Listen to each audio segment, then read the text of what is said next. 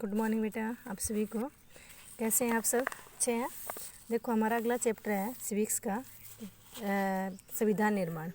ठीक है, third chapter है। फर्स्ट चैप्टर आपका नहीं आएगा क्योंकि वो पिछले साल ही सिलेबस से हटा दिया गया था। ठीक है, इस बार भी सिलेबस में कुछ चेंज किया गया है। आपका 30% सिलेबस कम कर दिया गया है। तो इसमें सिविक्स में से जो आपका हमारा संविधान निर्माण वाला चैप्टर है, इसका आप जो पार्ट है दक्षिण अफ्रीका का लोकतांत्रिक संविधान, ये हटा दिया गया है। लेकिन भारतीय जो संविधान है वो इसमें रखा गया। तो हम आज जो है ना संविधान निर्माण का जो हमारा चैप्टर है, इसको हम कहाँ से करेंगे? इसको हम करेंगे भारतीय ये संविधान का निर्माण, यानी कि भारत में संविधान का निर्माण किस प्रकार से हुआ। इससे पहले वाला जो अफ्रीका का था वो इसमें से डिलीट कर दिया गया है। ठीक है बेटा, तो आप देखो इसमें क्या है, भारत में संविधान का निर्माण। देखो पहले मैं आपको बता देती हूँ बेटा, संविधान क्या होता है। किसी भी लोकतांत्रिक सरकार को चलाने के लिए एक लिखित दस्तावेज होता है, जिसके अंदर उस सरकार के ऊपर जितने भी प्रतिबंध लगाए जाते हैं, सरकार को काम करने की जो छूट दी जाती है, या फिर नागरिकों को जो अधिकार दिए जाते हैं, नागरिकों को कर्तव्य दिए जाते हैं, वो सारी चीज़ें क्या होती है उसके अंदर लिखित में रूप में से मिलती है। ठीक है, तो इसमें क्या है, संविधान का निर्माण किस प्रकार से किया गया कि भारत में संविधान का निर्माण क्या, हमारा देश आप सभी को पता है 1601 में भारत में ब्रिटिश कंपनी आई थी, जो कि हॉकिंस नाम का जो था अंग्रेज अधिकारी, और जहांगीर के दरबार में वो पहली बार आया था। ठीक है, उसके आने के बाद में 1947 तक भारत 1600 यानी कि अगर हम बात करते हैं तो 1764 जो बक्सर का युद्ध था उससे लेकर और कब 1947 तक भारत क्या था, अंग्रेजों के अधिकार में रहा था। 1958 तक ही रहा, 1858 तक ये किस में रहा, कंपनी के अधिकार में रहा। 1858 की क्रांति के बाद में ये किसके अधिकार में चला गया, सीधी ब्रिटिश पार्लियामेंट के अधिकार में चला गया था। तो हमने एक लंबी 400 साल की लंबी लड़ाई लड़के एक लंबा संघर्ष करने के बाद में भारत आज़ाद हुआ था। और भारत आज़ाद होने से पहले ही यानी कि 1947 में देश आज़ाद हुआ था। 1947 से पहले 31 से उससे पहले ही हमें, क्योंकि 1929 में ही भारत के संविधान को लिखने के लिए क्या थी, मुहिम शुरू की गई थी। ठीक है, तो उसको किस तरह से भारतीय संविधान का यानी कि आप लगा सकते हो, उन्हें जब ये मुहिम शुरू की गई थी उसके बाद में हमें भारत में संविधान लिखने के लिए कब 1900 यानी कि जुलाई 1946 में, यानी कि जुलाई 1946 में, ठीक है, भारतीय संविधान सभा को अनुमति दी गई थी। भारतीय संविधान सभा का निर्माण किया गया था। कब किया गया था ये? 1946, जुलाई 1946 को भारतीय संविधान सभा बनाई गई थी। और उसके बाद में क्या था कि भारतीय संविधान को लिखने की शुरुआत की गई थी। जब भारतीय संविधान बनाया गया था यानी कि भारतीय संविधान सभा बनाई गई थी, तो उसमें लगभग 300 सदस्य थे, जिसमें भारतीय देशी रियासतों के या अंग्रेजों के अधिकार क्षेत्र वाले रियासतों में, ठीक है, तो या फिर मुस्लिम जो थे नवाब थे उनकी जो रियासतें थी, उनमें से सभी को मिलाकर 300 लगभग 300 सदस्यों को भारतीय संविधान सभा का सदस्य बनाया गया था। ठीक है, तो उस भारतीय संविधान सभा ने कब 1946 से लेकर आप देख सकते हो कि नवंबर 1948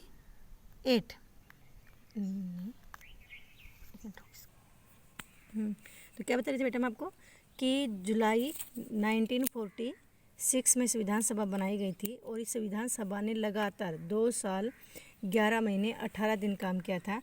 उसके बाद में जाकर हमारा संविधान बनकर तैयार हुआ था। और जब ये बनकर तैयार था तो 26 नवंबर 1949 में ये बनकर तैयार हो गया था। तो इस तरह से आप देख सकते हो लगभग 3 साल के बरोबर के पीरियड में ये बनकर तैयार किया गया था। इतना लंबा टाइम इसको लगा था।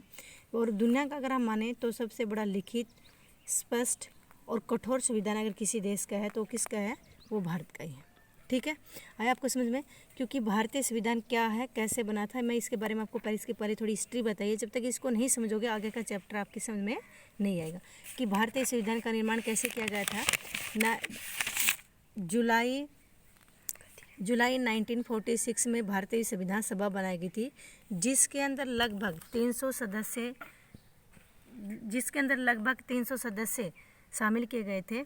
उन 300 सदस्य ने लगातार लगभग 3 साल 2 साल 11 महीने 18 दिन के लिए उसमें लगातार काम किया। और तब जाकर वो 26 नवंबर 1949 में जाकर बनकर तैयार हुआ था। ठीक है, दुनिया का सबसे बड़ा लिखित कठोर संविधान अगर किसी देश का है तो किसका है, भारत का माना जाता है। ठीक, तो ये देखो हमारा संविधान का निर्माण मैंने आपको बताया कि किस तरह से हमारे संविधान का निर्माण करा। अब इस सभा में जितने सदस्य थे, जैसे आपको मैंने बताया, इसमें सबसे जो अहम रोल निभाया था वो किसका था, जो भीमराव अंबेडकर थे उनका था। तो उन्होंने जो सबसे ज़्यादा, क्योंकि हमारे जो मौलिक अधिकार हैं वो सारे उन्होंने ही 6 मौलिक 7 मौलिक अधिकार थे उस टाइम में, अब 6 हैं। तो ये मौलिक अधिकारों के ऊपर उसी ने जोर दिया गया था, और मौलिक अधिकारों को किस किस अनुच्छेद में कितना रखा है ये सभी उन्हीं की करीमात है। इसीलिए भीमराव अंबेडकर को भारतीय संविधान जो है उसका पिता कहा जाता है। ठीक है, तो देखो आप हमारे क्या था इसमें बुक में आपका कि सबसे पहले कि संविधान क्या निर्धारित करता है, किस प्रकार से संविधान को लिखने के लिए किन किन चीज़ों के ऊपर मतलब जोर दें, संविधान क्यों लिखा जाता है, किसी भी देश में संविधान क्यों रखा जाता है। पहला यह साथ रहने विभिन्न प्रकार के लोगों के बीच आवश्यक भरोसा और सहयोग का विकास करता है। देखो जिस टाइम में हमारा देश आज़ाद हुआ था उस टाइम में हिंदू और मुसलमानों की लड़ाई हुई थी।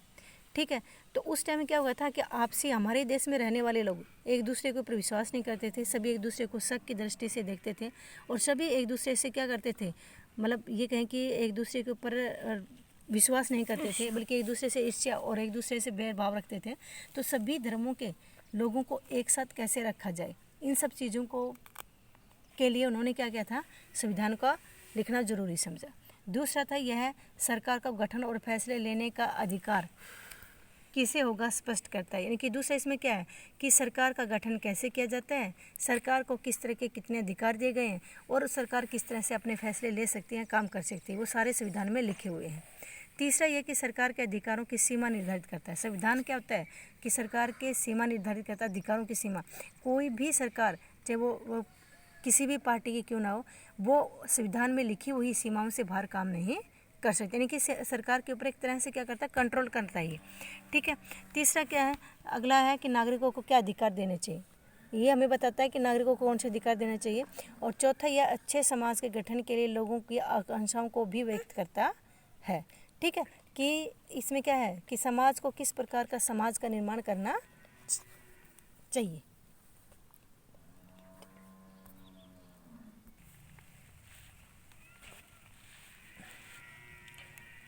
देखो हमारा अगला टॉपिक है संविधान का निर्माण का रास्ता। इसमें देखो संविधान को बनाने के लिए एक लंबा संघर्ष करना पड़ा था, इतनी जल्दी संविधान सभा को अनुमति नहीं मिली थी। मोतीलाल नेहरू और कांग्रेस के अन्य 8 नेताओं ने 1928 में ही भारत का एक संविधान लिखा था।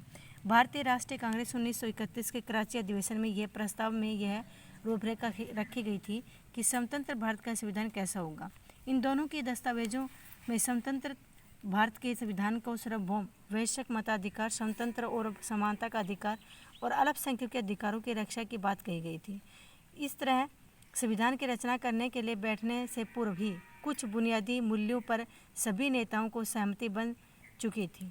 औपनिवेशिक शासनकाल की राजनीतिक संस्थाओं और व्यवस्थाओं को जानने समझने में ही वे भी राजनीतिक संस्थाओं का स्वरूप निर्धारित करने में सहायता मिली। देखो बेटा 1928 में मोतीलाल नेहरू ने और कांग्रेस के कुछ नेताओं ने पहले ही क्या था कि एक भारत का संविधान लिख दिया था। 1931 का जो कराची अधिवेशन हुआ था उसमें भी भारतीय संविधान को अनुमति दी गई थी। ठीक है, उसके बाद में 1937 में जो भारत में ब्रिटिश शासन काल के टाइम में एक असेंबली चुनाव कराया गया था।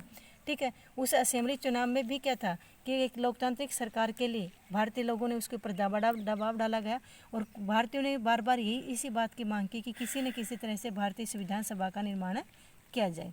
जब भारतीय संविधान सभा का निर्माण किया गया था तो उस टाइम में क्या था, जब हमारा देश का संविधान लिखा था तो 1935 का भारत सरकार कानून, इसमें सबसे ज़्यादा अगर हम कहें कि भारतीय जो संविधान है उसको उस समय सबसे ज़्यादा प्रभाव किसका पड़ा, 1935 का भारतीय जो कानून बनाया गया था उनको सबसे ज़्यादा लिया गया था।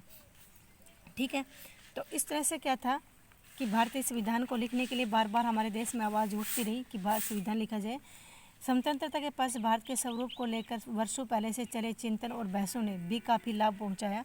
हमारे नेताओं ने इतना आत्मविश्वास आ गया था कि उन्हें बाहर के विचारों और अनुभवों को अपनी आवश्यकता अनुसार अपनाने में कोई झिझक नहीं हुई।